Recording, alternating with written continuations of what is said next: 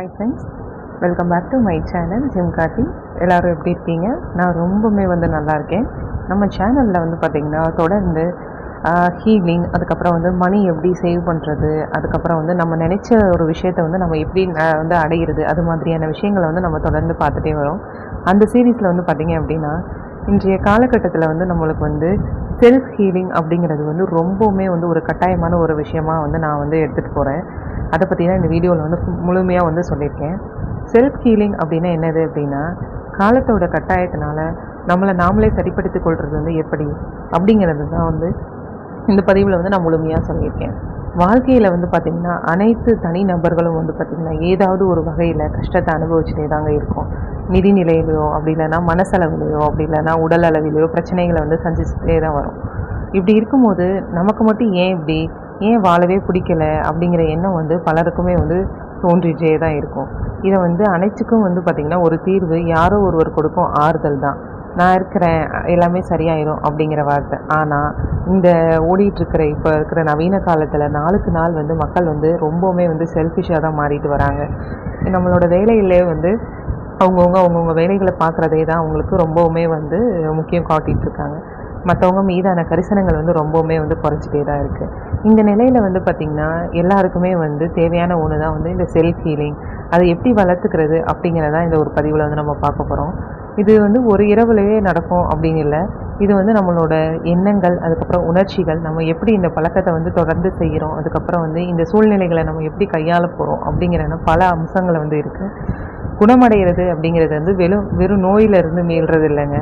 அது உள்ளிருந்து மீண்டும் எழுகிறது. அதாவது நம்மளோட அதிர்ச்சி, ஏதாவது ஒரு விஷயத்தில் அதிர்ச்சி, அதுக்கப்புறம் நம்மளோட மனசோர்வை சமாளிக்கிறதுக்கு, அதுக்கப்புறம் நம்மளை சுயமாக நம்மளே எப்படி குணப்படுத்திக்கலாம் அப்படிங்கிற பயணத்தை தான் நம்ம முழுசாக இப்போ பார்க்க போகிறோம்.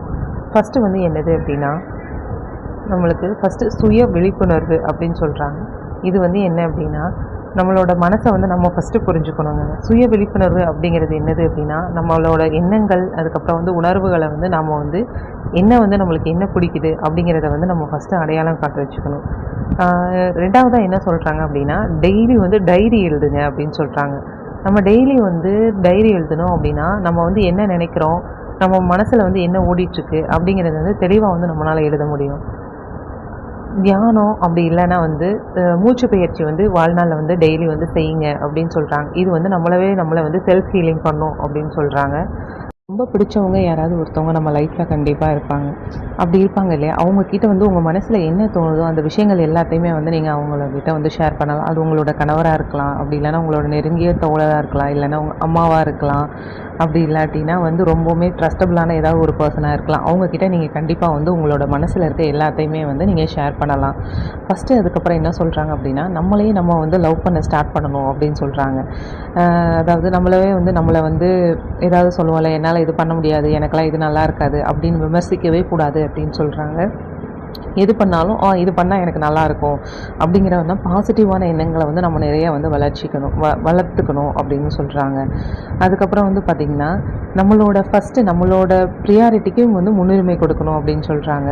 நமக்கு எது ஹாப்பினஸ் தருமோ, இப்போ எனக்கு பார்த்திங்க அப்படின்னா ஒரு சின்ன எக்ஸாம்பிளாக சொல்கிறேன். எனக்கு ஒரு வீடியோ மேக் பண்ணுறது, ஒரு ஷார்ட்ஸ் போடுறது, அந்த மாதிரியான விஷயங்கள் பண்ணும்போது எனக்கு ரொம்பவுமே ஒரு மனநிறைவை தருது. அதனால் நான் அந்த விஷயங்களை நான் தொடர்ந்து செஞ்சுட்டே இருக்கேன். இப்படி பண்ணுறதுனால என்னோட மனசு ஒரு விதத்தில் ஆறுதலும் அடையுது. அதுக்கப்புறம் பார்த்திங்கன்னா நிகழ்காலத்தில் இருக்கக்கூடிய அமைதியை நம்ம பார்க்கணும் அப்படின்னு சொல்கிறாங்க. தினமும் 5லேருந்து 10 நிமிஷம் நம்ம எப்படியாவது ஒரு 5 மினிட்ஸ் நம்மளையே அறியாமல் ஒரு தியானத்தில் ஈடுபட்டோம் அப்படின்னா அதுதான் வாழ்க்கைக்கு மிகச்சிறந்த ஒரு வெளிப்பாடாக அப்படின்னு சொல்லி இருக்கும் அப்படின்னு சொல்கிறாங்க. உளமார்ந்த உணர்ச்சிகளை வெளிப்படுத்துங்க அப்படின்னு சொல்கிறாங்க.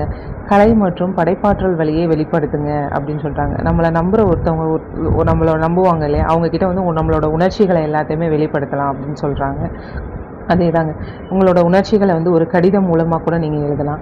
உங்களுக்கு நேர்மறையான எண்ணங்களை சூழ்ந்துங்க. அதாவது பாசிட்டிவாக பேசுவாங்க இல்லையா, அவங்க கூட சேர்ந்துக்கோங்க. பாசிட்டிவாக ஏதோ ஒரு குரூப் இருக்குது, நம்ம அந்த மாதிரி ஏதோ ஒரு குரூப் இருந்துச்சுன்னா அதில் நம்ம சேர்ந்துக்கலாம். அதுக்கப்புறம் என்ன சொல்கிறாங்க அப்படின்னா, ரொம்ப முடியலை அப்படின்னா ஒரு ஆன்மீக இணைப்பு கூட நம்ம வச்சுக்கலாம் அப்படின்னு சொல்கிறாங்க. அது எதுனா அர்த்தத்தையும் நோக்கத்தையும் நம்ம கண்டறியலாம். நம்மளோட வாழ்க்கைக்கான அர்த்தத்தையும் நோக்கத்தையும் ஆன்மீக இணைப்பு இருந்ததுன்னா நம்மளால் செய்ய முடியும். ஃபைனலாக என்ன சொல்கிறாங்க அப்படின்னா, சேவைகள் செய்யுங்க அப்படின்னு சொல்கிறாங்க. மற்றவங்களுக்கு உதவி செஞ்சோம் அப்படின்னா இதன் மூலம் வந்து நமக்கே தன்னை அறியாமையே வந்து ஒரு நம்பிக்கை வந்து உருவாகும் அப்படின்னு சொல்கிறாங்க. இது மாதிரியான செல்ஃப் ஹீலிங் டெக்னிக்ஸை வந்து நானும் ஃபாலோ பண்ணலான்னு இருக்கேன். நீங்களும் வந்து அப்படியே ஃபாலோ பண்ணி நம்ம 2 பேரும் சேர்ந்து எப்படி நம்ம ரிசல்ட்ஸ் கொண்டு வரலாம் அப்படின்னு சொல்லி பார்க்கலாம்.